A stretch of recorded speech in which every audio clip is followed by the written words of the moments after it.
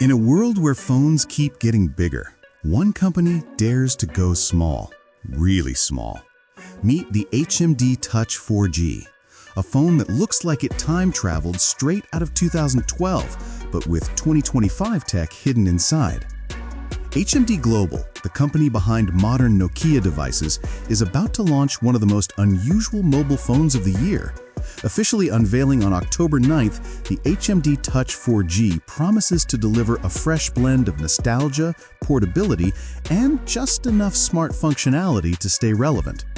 Inspired by the legendary Nokia Lumia lineup, the Touch 4G embraces bold color, clean lines, and a solid matte finish.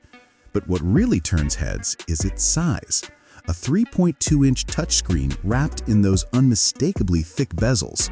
Above and below the screen, you'll find a selfie camera, speaker, and even a physical home button. It's small, but it means business. Even the box tells a story. The transparent plastic case instantly brings back memories of Apple's iPod Nano packaging. Inside, you'll find the essentials: a charger, cable, and a clear protective case. Simple, nostalgic, and refreshingly complete in an age of box-only deliveries. But here's where it gets interesting. The HMD Touch 4G isn't a full Android phone, it's a feature phone with smart DNA.